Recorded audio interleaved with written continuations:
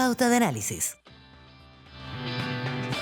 Ya tenemos en estudio a nuestra entrevistada. Hace tiempo que no la veíamos por acá, así que le damos la bienvenida a Gloria Hood, expresidenta de Evópoli, que ahora ya está en el mundo privado. Se fue del mundo gremial. En el mundo gremial, se fue del mundo de la política. ¿Cómo le va, Gerardo Gómez y Claudia Lamaca? Hola, ¿cómo está? Qué bueno Muchas tenerla gracias por acá. invitarme. ¿Cómo se ve todo este murmullo, todo este movimiento desde ese mundo gremial, desde fuera, de distancia? Tenemos una elección presidencial que ha ido tomando fuerza, hay mucha discusión, el presupuesto se acaba de aprobar, pero también fue... ¿Cómo se está viendo? ¿Se ve con alivio? ¿Se ve con alivio desde afuera? Bueno, con mucho alivio, sí, sobre todo que es bastante menos expuesto, pero claro, cuando uno ha pasado por una vida política, la mira con mucho interés. Yo sigo cada cosa que pasa, pero en un rol gremial la responsabilidad es más transversal, así que independientemente de que me encantaría opinar más, no lo hago porque... Por las restricciones del cargo. No, y porque no es que me hayan puesto una restricción en eso, pero yo creo que es lo que corresponde, es lo que... Bueno, vamos a lo que estoy dedicada ahora. La invitamos por esto que había ocurrido con este proyecto de ley de eliminar la multa del TAG, que la justificaba, quien la presentó, el diputado Jaime Mulet, como una fórmula que dice que no desincentiva el pago del mismo porque se le sigue debiendo la autopista igual y porque existen mecanismos, decía él, para poder hacer que esa persona pague, porque si no, por ejemplo, no va a obtener el siguiente permiso de circulación.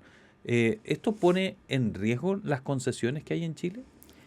Sí, efectivamente, y así lo hemos afirmado nosotros con toda propiedad. Pone en riesgo porque es un cambio en las reglas que afecta al sistema no solo de concesiones de carretera, a todo el mecanismo de asociación público-privada, que se apoya muy fuertemente en la estabilidad de las condiciones y de la institucionalidad. Los contratos actualmente, por ejemplo, de carreteras, tienen incorporado este mecanismo, de manera que es la forma en que se asegura que hay un mecanismo que les da una herramienta para asegurar que las cuentas se van a pagar. O sea, ¿es una garantía para ustedes el que existe una multa paralela a la deuda de que a ustedes les van a pagar ese dinero? Sí, porque son en equivalente. En este caso, por ejemplo, si uno pone como referencia la provisión de servicios de agua, gas, electricidad, tienen el mecanismo de cortar el servicio si alguien no cumple con el pago, porque hay una provisión, hay una entrega que después no se paga y eso es lo que ocurre. Y ocurre en todos esos ámbitos.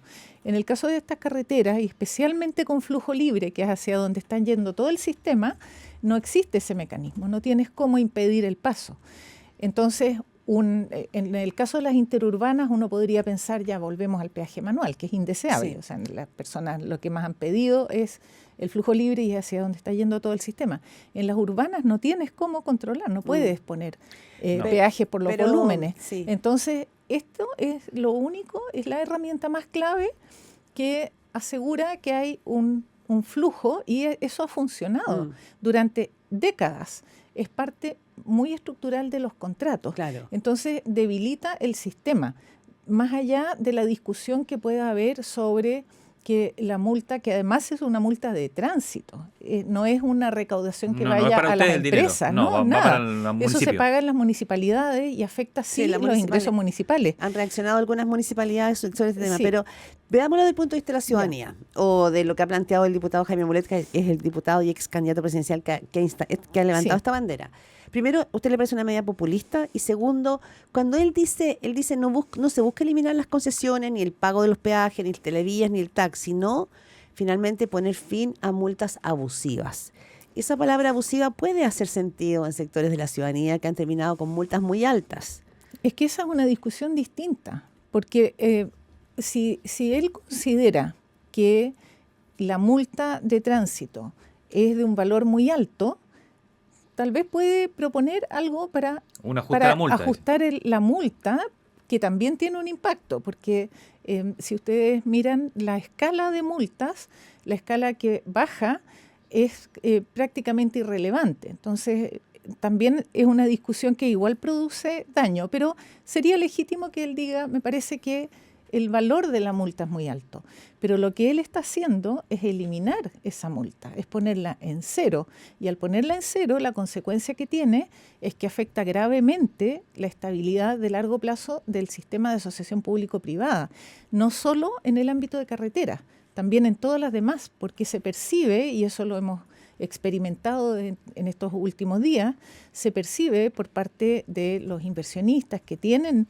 ya proyectos grandes acá o que están preparando nuevas inversiones como un elemento de riesgo que no estaba previsto originalmente. Usted escucha a la presidenta de COPSA. No me había respondido si usted cree que es una medida popular. Aquí en Pauta Análisis. Si usted cree que es una medida populista la del diputado y ex candidato Jaime Mulet. Yo prefiero no usar ningún juicio de valor respecto a las medidas que proponen los parlamentarios. Él me imagino que habrá hecho el análisis responsablemente de todos los impactos.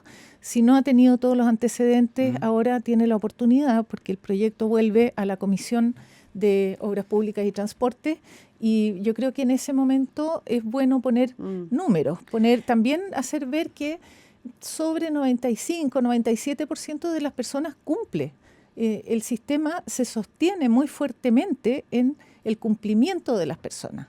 Los afectados con esto son una minoría. Entonces, poner en riesgo el sistema entero sin tener esa dimensión nos parece que merece un análisis más profundo. Gloria, lo voy a poner en términos más simples. Usted decía, es un cambio en la regla del juego y eso afecta a las concesiones, ¿no? Porque no pueden proyectarse futuramente cuando uno cambia en el camino la regla. Alejándome de lo conceptual, yendo a lo práctico. Si no hay multa, ¿siente que hay mayor riesgo que no les paguen la gente?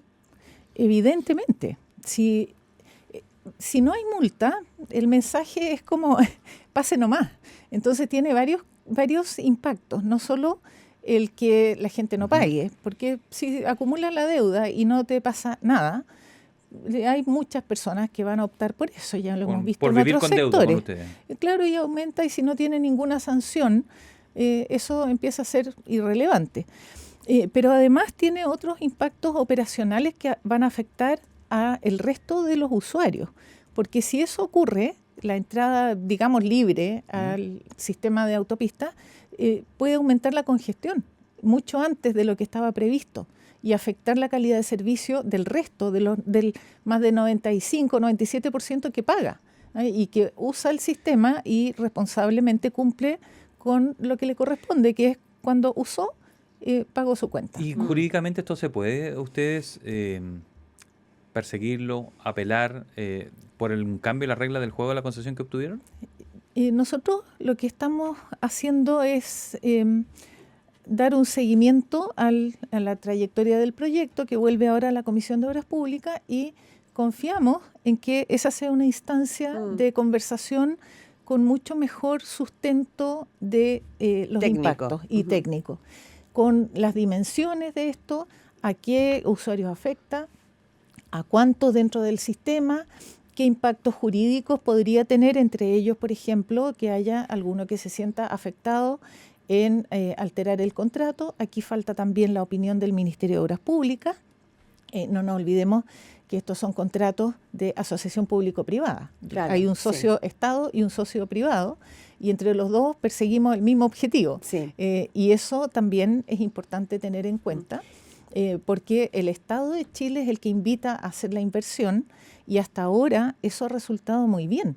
La cantidad de proyectos, hay más de 100 proyectos de concesión que han terminado lo que se llama correctamente. La certeza jurídica, finalmente, ¿no es cierto?, que una inversionista tiene. Pero una consulta al respecto, porque usted también fue ministra. En el caso, por ejemplo, del Transantiago, hubo minutos en que también se decía que los contratos que se habían no tiene nada que ver, pero me estoy refiriendo a lo que usted dice cuando se alteran las reglas del juego o cuando se altera aquello que se firmó por primera vez. En el caso del Transantiago, en un minuto se dijo, estas licitaciones son demasiado extensas en el tiempo, se redujo de 10 a 5 años, ¿no es cierto?, con la posibilidad de poder extenderlo. O sea, hubo un cambio en las reglas del juego. Pero fueron los nuevos contratos. Ya, hubo un ajuste ahí. Sí, hubo un ajuste, pero fue un ajuste que beneficiaba la calidad de servicio a las personas. Con los contratos muy largos, eso fue un caso bien distinto. Sí. Los contratos muy largos. Me refiero al tema de las reglas. Principalmente las reglas era que en el comienzo los activos estratégicos, que eran los terminales y los buses, eran propiedad de los operadores. Sí. Y eso dejaba al Estado sin la posibilidad de administrar por calidad de servicio. Los cambios se hicieron para la calidad de servicio, pero en una nueva licitación. O sea, a nadie se le cambiaron las reglas en la mitad del camino. Se hizo una adaptación para los que estaban vigentes de común acuerdo, pero el cambio estructural fue para los nuevos contratos y eso es lo que está vigente hasta ahora. Y la vez que tuvimos una demanda de CIADI porque uno de los operadores reclamó porque consideró que se habían vulnerado sus derechos, perdió estrepitosamente, tuvo que pagar hasta las costas del juicio. El Estado no alteró las reglas ahí ni perjudicó a nadie. En base a la respuesta que me dio hace un rato, entiendo que ustedes abrigan más esperanzas en desactivar este proyecto en las instancias legales que vienen en el Congreso antes de considerar una acción judicial como último recurso por cambio de reglas del juego, ¿no? Desde luego, yo creo que lo que corresponde en un sistema democrático como el nuestro y que tiene todavía varias etapas por cumplir es cumplir esas etapas con todo lo que a cada uno le corresponde. Si nosotros consideramos que la discusión no ha tenido en cuenta todos los aspectos y todos los impactos, también es importante de nuestra parte hacerlos ver, entregar toda la información que se necesite y que el juicio con el cual voten los parlamentarios sea bien fundado. Después, dependiendo de lo que ocurra, cada uno de los firmantes de contratos podrá evaluar las acciones judiciales que corresponda. Acá no se hace como bloque. ¿Ustedes lo han medido o no lo han medido? Por ejemplo, ¿cuánto es la evasión? ¿Cuánto podría ser? ¿Eso no lo han hecho? Es que están los registros de los usuarios. Actualmente, este caso, por ejemplo, ¿cuánta evasión tiene? Lo que afecta es que no es evasión. Hay un efecto de fraude que ha ido aumentando, que ese es otro tema distinto. Pero en este caso, directamente, los que potencialmente podrían beneficiarse con esta medida que propone el diputado Mulet es menos del 5%. Sí. Es una proporción muy pequeña. La mayor parte de la gente cumple. Más de 95%, 97% cumple. Sí, incluso puede ser que se atrasen, pero en ese atraso no se activa esta medida. Entonces, tienen una flexibilidad y la mayor parte cumple. Entonces, también aquí hay que tener en cuenta que que cada uno cumpla su parte es bien clave, que el Estado cumpla con los contratos y la regulación, que las concesionarias también cumplan con entregar los servicios y la mantención, que cumplan con todos los índices de calidad que están previstos en el contrato y que las personas también cumplan su parte pagando por el uso, porque si cada uno hace lo que tiene que hacer, el sistema funciona como... vemos que funciona. Usted escucha a Gloria Hood, es la presidenta de COPSA, fue también, ¿no es cierto?, presidenta de Evópoli. Usted dice, este es como una trilogía, ¿no? Tiene que cumplir el Estado, la función y la persona. Ahora, el proyecto de Jaime Mulet no dice que no se va a cobrar. Solo se refiere a las multas, no se refiere a que aquí se acaban los pagos. Sí, él ha sido muy explícito en eso. Y también dice que lo que se busca eliminar son las multas abusivas de TAC impagable. Y hace un punto, bueno, él es diputado regionalista, pero que dice que esto afecta a mucha gente de regiones, que pasa por la región metropolitana y que tiene que terminar pagando unas deudas millonarias. Lo que pasa es que... hay un punto que se está pensando en regiones. Lo que pasa es que él hace una calificación y tiende a generar, creo yo, o su discurso es un poco confuso, en el sentido de que dice, si uno usa, tiene que pagar. Y está bien, eso coincidimos completamente. Incluso la persona que viene de regiones y usa una vez, si usó, le corresponde pagar. Se activa esta multa si es que no cumple con lo que dice el artículo 114 de la Ley del Tránsito, que es que lo usa sin un dispositivo. Las condiciones para usar las autopistas están bien claras y existen todos los mecanismos para que personas de otros lugares que no tienen un tag puedan usar ocasionalmente un pase diario, por ejemplo, y puedan pagar sin ningún problema. De hecho, se modificó esa condición hace pocos meses y se simplificó y se redujo, se paga solamente los pórticos utilizados. En el caso de las personas, antes era el pase diario, que hacía un supuesto de uso mayor, ahora es solamente por los pórticos que utilizan. Entonces, están los mecanismos para que esas personas también puedan usar el sistema, beneficiarse del ahorro de tiempo que genera, y cumplir con su pago. No es que sea impedido o que sea una sorpresa, pero él apunta a eliminar la multa, sí. Y ese es el punto. La discusión es que eliminar esa multa tiene un impacto estructural sobre la estabilidad del sistema de asociación público-privada. Ahora, ¿es posible que estén allanados, por ejemplo, las concesionarias a discutir el valor de la multa? Es que no le corresponde a las concesionarias. No, digo, si se abre esta discusión técnica que también de alguna manera tiene ribetes políticos. No tenemos facultades, las concesionarias no tienen facultades para discutir el valor de una multa de tránsito. Pero en otras leyes. Digamos, si la propuesta desde este proyecto fuera bajar un poco la multa de esos 70.000 pesos, es decir, pero entonces busquemos una medida alternativa. ¿Cuál cree usted que sería la respuesta de las concesionarias? ¿También sería cambiar las reglas del juego o no? ¿O es distinto? Lo que pasa es que está fuera del ámbito. Nosotros, las empresas que yo represento en esta conversación, tienen facultades limitadas por sus contratos. Y nosotros, por supuesto, que si vemos amenazas como esto, que es muy estructural y porque es parte de lo que está en el contrato, por eso entramos a la discusión.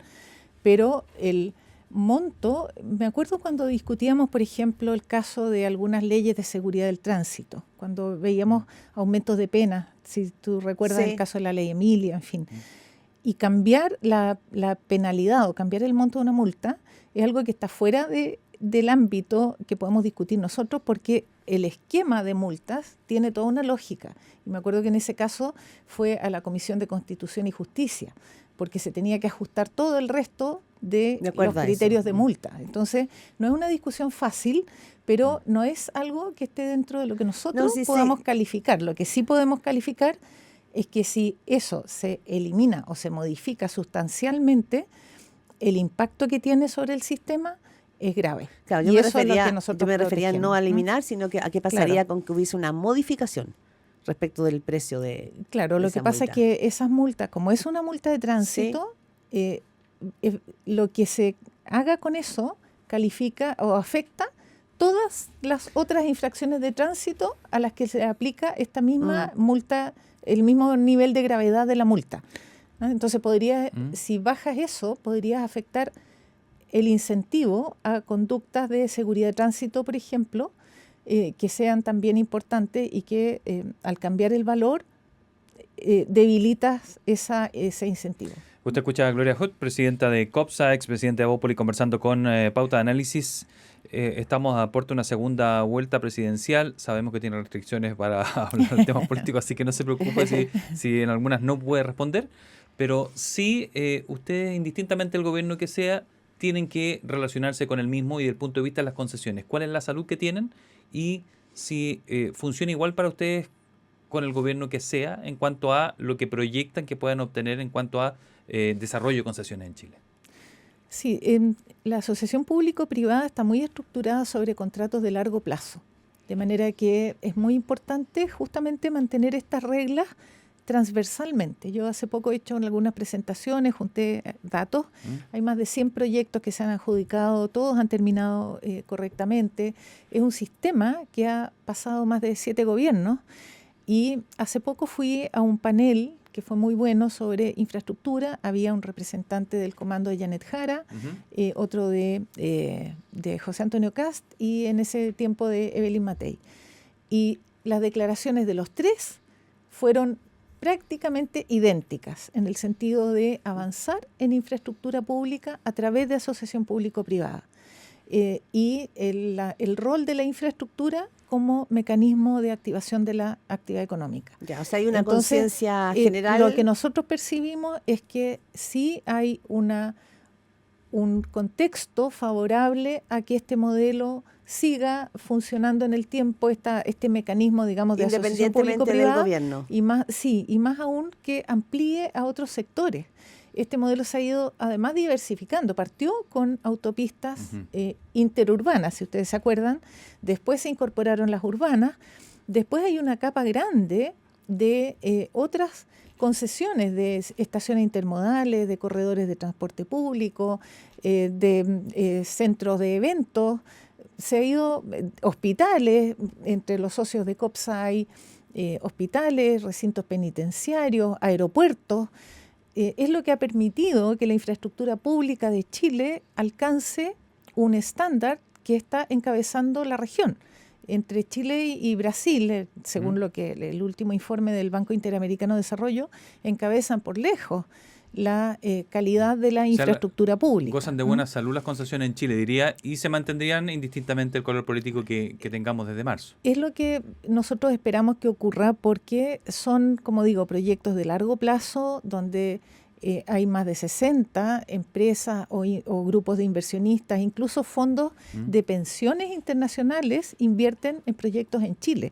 Entonces es delicado cambiar las condiciones, porque el impacto que tiene sobre no solo sobre esos fondos de inversiones o sobre la rentabilidad del que puso la inversión inicial, sino sobre Gloria, quienes reciben. Claro, es importante lo que usted dice, que finalmente este tipo de contratos que son de parte del Estado de Chile tengan la estabilidad de lo que usted señala, de que en una mesa de conversación con distintos encargados de comando, de distintos tintes políticos, todos tengan la misma certeza. Eso es estabilidad jurídica. Eso exactamente, y eso ha hecho que Chile tenga una posición muy relevante en este tipo de asociación público-privada.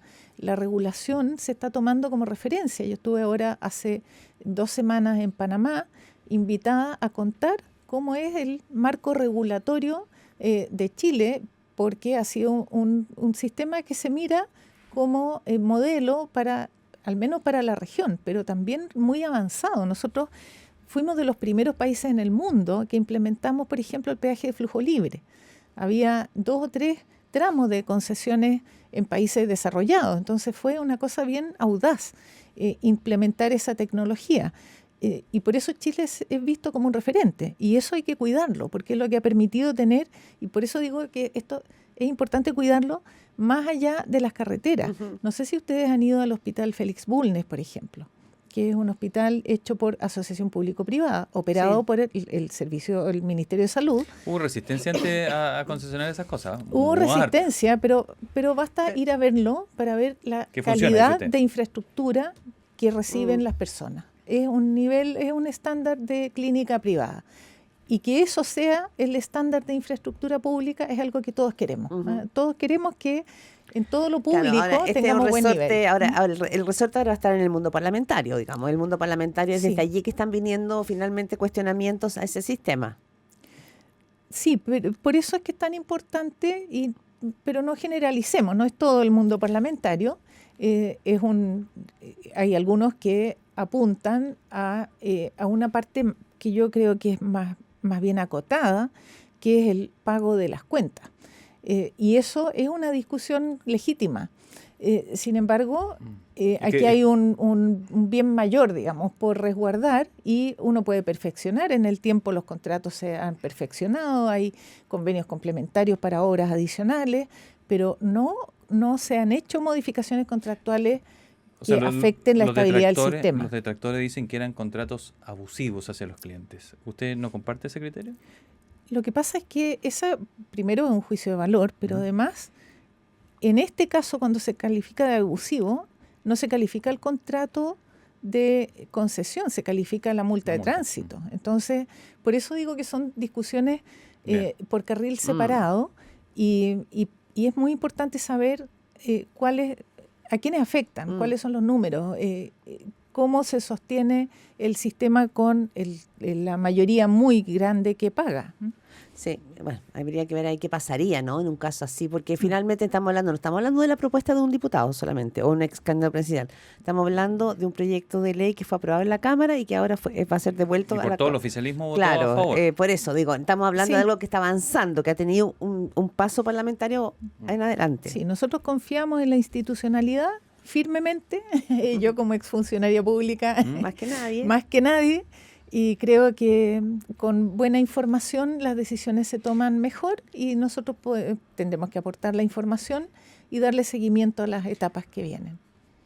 Lo dije hace un rato y voy a entender nuevamente la restricción que tenga para referirse al respecto, pero hay una posibilidad que un partido que usted encabezó desaparezca. ¿Se queda sin partido? ¿Tiene alguna esperanza que se pueda encontrar una salida a lo que pueda ocurrir, esa reestructuración en el sector político que usted habitó por tanto tiempo? Bueno, es muy lamentable ese resultado. Yo fui parte de quienes formaron el partido. Estuve a cargo de la recolección de firmas con la cual el partido funcionó, digamos. Así que veamos qué ocurre, pero es un resultado que lamento muchísimo. O sea, ¿se equivocaron quizás? ¿Algo no leyeron en el tiempo a lo mejor? Prefiero esas opiniones darlas en los canales internos del partido, ya. Como lo he hecho hasta ahora. Gloria Hood, ex presidenta de Bópoli, pero la verdad es que hoy día su cargo es ser la presidenta del gremio de COPSA. Muchísimas gracias por estar aquí en Pauta Análisis. Se agradece, hacía tiempo que no la veíamos. Gracias. Echaba de menos. Gracias. Que esté bien.